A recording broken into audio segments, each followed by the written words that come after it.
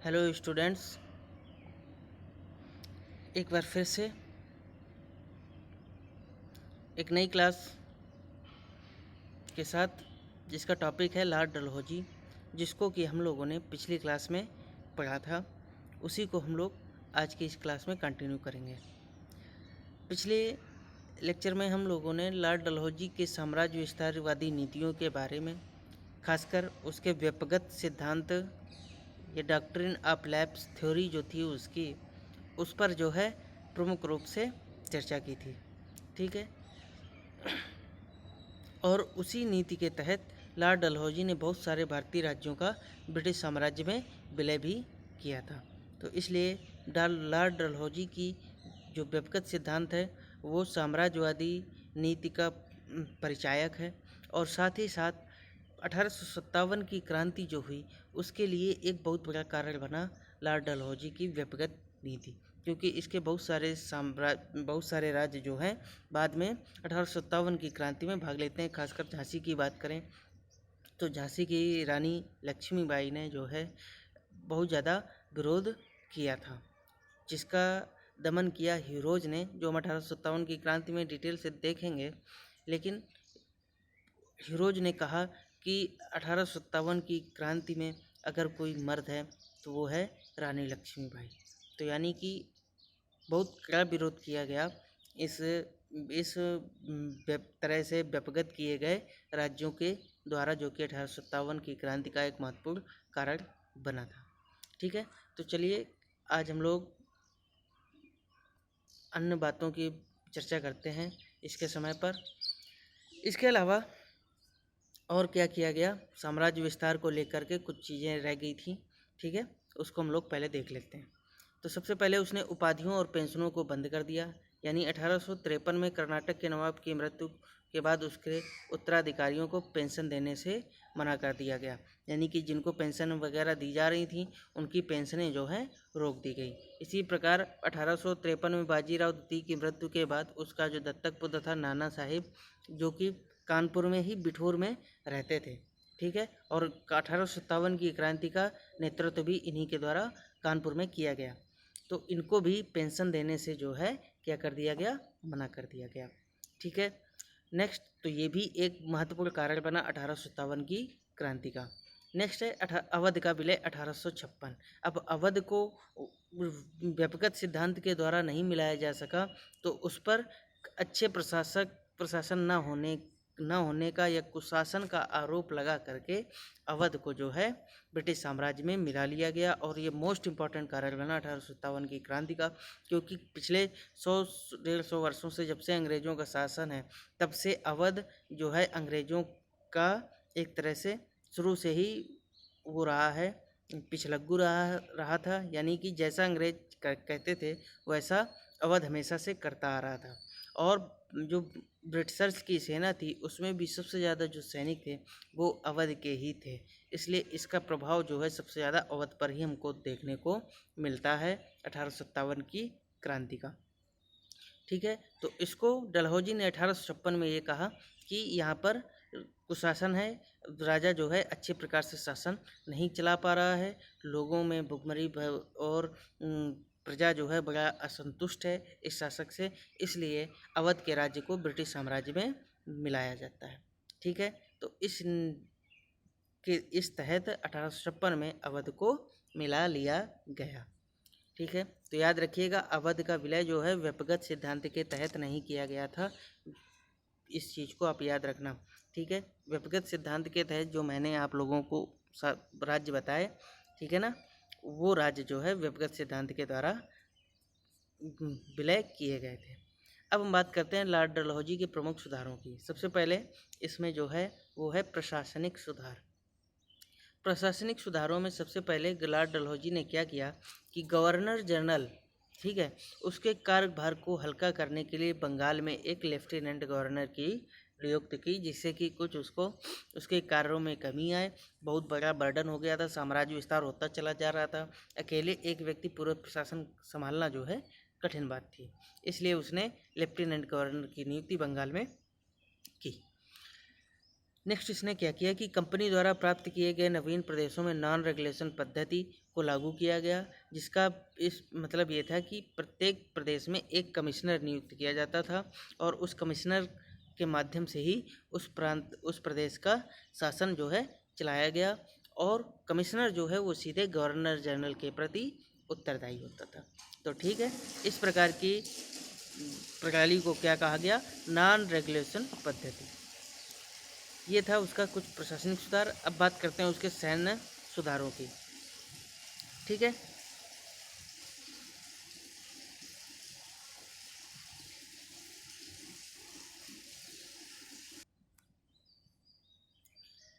तो सैनिक सुधारों में साम्राज्य विस्तार में निरंतर होते विस्तार को देखते हुए सैन्य व्यवस्था में सुधार किए गए।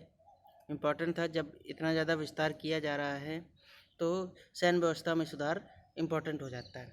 ठीक है, इसके लिए क्या किया गया कि बंगाल तोपखाने का मुख्य कार्यालय कलकत्ता से मेरठ में स्थानांतरित किया गया और 1856 ठीक है 1856 में शिमला में एक सैन्य मुख्यालय स्थापित किया गया। ठीक है, सेना में 3 और रेजिडेंट जो हैं बनाई गई। साथ ही पंजाब में एक नई अनियमित सेना का गठन किया गया। यह सेना सीधे पंजाब प्रशासन के अधीन थी। इस सेना की परिपाटी और अनुशासन भी भिन्न था। ठीक है, तो पंजाब के लिए एक अलग व्यवस्था की गई थी। ठीक है, वहाँ पर जो सैन्य सेना भी एक अलग प्रकार से लॉर्ड डलहौजी के समय पंजाब में स्थापित की गई। ठीक है, तो ये थे इसके कुछ सैन्य सुधार। अब बात करते हैं इसके शैक्षिक सुधारों की। शैक्षणिक मोस्ट इम्पॉर्टेंट सुधार हुए लॉर्ड डलहौजी के समय में। ठीक है, जिसमें से चार्ल्स वुड डिस्पैच ठीक है मोस्ट इम्पॉर्टेंट है, जो कि आज की आधुनिक शिक्षा का एक तरह से आधार माना जाता है। आज जिस प्रकार से शिक्षाएं हो रही हैं उसका एक प्रमुख आधार था चार्ल्स वुड का शिक्षा प्रस्ताव या शिक्षा संबंधी सुधार। 1853 में टॉमसन की व्यवस्था के अनुसार समस्त उत्तर पश्चिमी प्रांत यानी आधुनिक उत्तर प्रदेश, लोअर बंगाल और पंजाब में स्थानीय परिस्थितियों के अनुसार भारतीय भाषाओं में शिक्षा का प्रस्ताव स्वीकार किया गया। लेकिन जुलाई 1854 में सर चार्ल्स वुड को एक नई शिक्षा नीति बनाने के लिए नियुक्त किया गया और उन्होंने जो है एक व्यापक नई शिक्षा की योजना जो है तैयार की, जिसके अंतर्गत प्राथमिक शिक्षा से लेकर विश्वविद्यालयी स्तर तक की शिक्षा के लिए एक व्यापक योजना बनाई गई थी। और इसमें भी चार्ल्स वुड ने जो प्राथमिक शिक्षा है वो भारतीय भाषाओं में देने का ही प्रावधान किया था, लेकिन उच्च शिक्षा का माध्यम जो है इन्होंने भी इंग्लिश को रखा था। उच्च शिक्षा का जो है वो इंग्लिश में ही होनी चाहिए, ऐसा इनका मानना था। इसके अलावा इस योजना के अनुसार जिलों में एंग्लो वर्नाकुलर स्कूलों, प्रमुख नगरों में सरकारी कॉलेजों तथा 3 प्रेसिडेंसी नगरों में एक एक विश्वविद्यालय की स्थापना का भी प्रावधान किया गया। और इस प्रावधान के तहत बंगाल, मद्रास और मुंबई ठीक है ये 3 प्रेसिडेंसी नगर थे प्रमुख।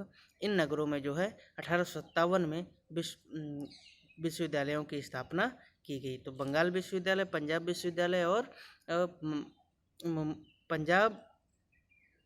पंजाब नहीं, बंगाल विश्वविद्यालय, मद्रास विश्वविद्यालय और मुंबई विश्वविद्यालय की स्थापना जो है 1857 में की गई। किस योजना के तहत? चार्ल्स वुड की 1854 की शिक्षा योजना के तहत इन विश्वविद्यालयों का निर्माण जो है किया गया। तो ये थे इसके शासनकाल से संबंधित कुछ शैक्षणिक सुधार।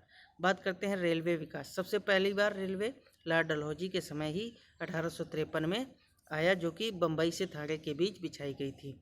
ठीक है, और दूसरी जो रेलवे लाइन बिछाई गई वो कलकत्ता से रानीगंज कोयला क्षेत्र तक एक लाइन बिछाई गई थी। तीसरी जो इससे संबंधित बात थी कि भारत में रेलवे लाइन बिछाने का काम सरकारी नहीं था, वरन कि ब्रिटिश जो पूंजीपति थे उनको शेयर दिए गए थे, वो टेंडर लेते थे रेलवे लाइन बिछाने का। ये सब यानी कि पूंजीपतियों के माध्यम से भारत में जो है रेलवे लाइन का विकास किया गया। इसके साथ साथ विद्युत तार ठीक है की व्यवस्था भी लॉर्ड डलहौजी के समय पर ही भारत में प्रारंभ हुई। ठीक है, तार के माध्यम से क्या हुआ, 1852 में क्या हुआ, 1852 में विद्युत तार विभाग के अधीक्षक का पद जो है बनाया गया और उसमें ओ ओगनेसी को स्थापित किया गया। फिर ओगनेसी के अथक प्रयासों से 4000 मील लंबी तार लाइन जो है बिछाई गई पूरे भारत भर में, जिससे कलकत्ता से पेशावर, मुंबई और मद्रास तक के विभिन्न भागों को तार द्वारा मिला लिया गया। यानी कि अब सूचनाएं पहुंचाना जो है काफ़ी आसान हो गया था, द्रुत गति से हो गया था। और ये सारे विकास किस लिए किए जा रहे हैं? सिर्फ साम्राज्यवादी दृष्टि को ध्यान में रखते हुए और अपने आर्थिक विकास को ध्यान में रखते हुए, ताकि इनकी पहुंच दूर दराज के क्षेत्रों पर भी हो और यदि सैनिकों को कहीं ले जाना पड़े तो बड़े ही तत्काल तरीके से तुरंत सैनिकों का आवागमन जो है संभव किया जा सके और सूचनाओं का आदान प्रदान भी है वो बड़ी तेज़ी से हो सके। ठीक है, इन सारी बातों को ध्यान में रखते हुए ये सारे विकास किए गए थे और कहीं ना कहीं ये साम्राज्यवादी सोच को रख करके ही इस प्रकार के विकास जो है लॉर्ड डलहौजी के शासनकाल के दौरान हमको देखने को प्राप्त होते हैं। बात करते हैं डाक सुविधा की।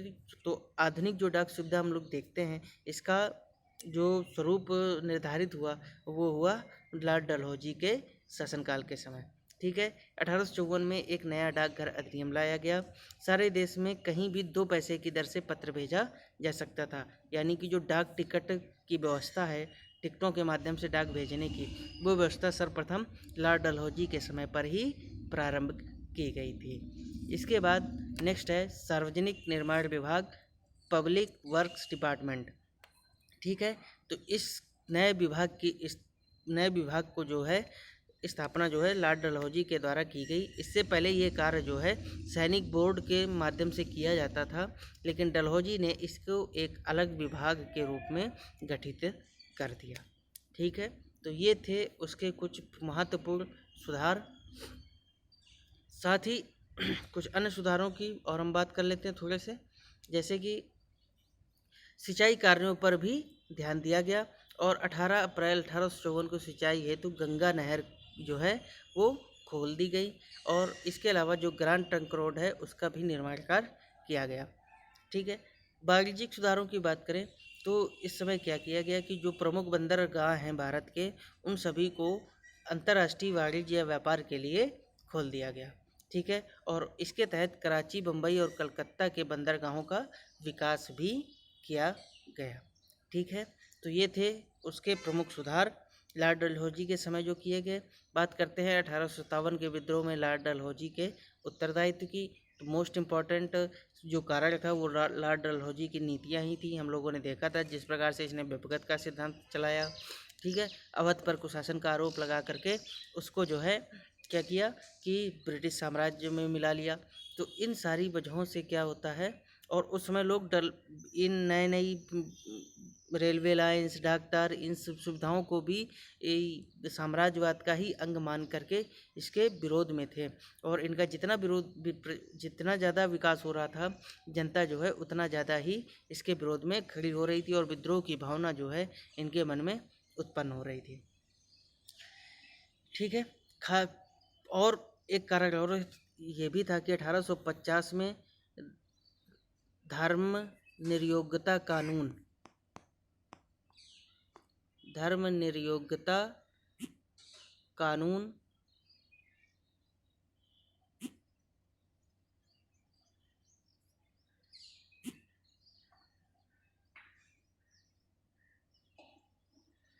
ठीक है, धर्मनिरपेक्षता कानून जो है 1850 में लाया गया, जिसका तात्पर्य ये था कि उस कानून के तहत जो भी धर्म ईसाई धर्म में कन्वर्ट हो रहा है उसको जो है उसके पिता की संपत्ति में हिस्सा प्राप्त होगा। ठीक है, पहले हमारे यहाँ नियम था यदि किसी ने धर्म का त्याग कर दिया अपने, तो उसको फिर संपत्ति में कोई अधिकार प्राप्त नहीं होता था, लेकिन उस नियम के तहत ये कर दिया गया कि उसको अपनी पिता की संपत्ति में हिस्सा प्राप्त होगा। ठीक है, क्योंकि उस समय धर्म के मामले में भी कई सारे कार्य किए जा रहे थे, ईसाई धर्म में लोगों को कन्वर्ट किया जा रहा था। ठीक है, तो ये भी एक बहुत बड़ा कारण बना था 1857 की क्रांति का, इसलिए लॉर्ड डलहौजी को प्रमुख रूप से उत्तरदायी माना जाता है। बात करें मूल्यांकन की, तो लॉर्ड डलहौजी जो है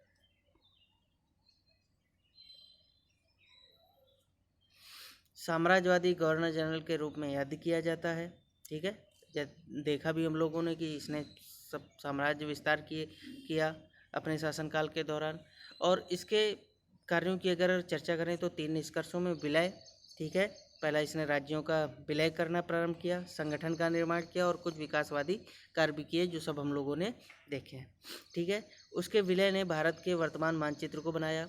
उसने रियासतों के विलय से आंतरिक संगठन के कार्य को पूर्ण किया और डलहौजी के विलय एवं विद्रोह से लगभग 2.5 लाख वर्ग मील का क्षेत्र जो है कंपनी के अधीन आ गया था। और विकास की बात करें तो रेलवे, डाकतार जैसी व्यवस्थाओं का इसके समय शुभारंभ किया गया। तो ये कुछ उसकी विकासवादी योजनाएं थीं। ठीक है, तो इस प्रकार ये पूरा डलहौजी जो है आपका यहीं पर समाप्त होता है। ठीक है, तो अगर आपको कहीं पर भी कोई समस्या है तो आप इस वीडियो को, इस क्लास को दोबारा से फिर से देख सकते हैं। ठीक है, तो चलिए आज की क्लास यहीं समाप्त करते हैं। Thank you.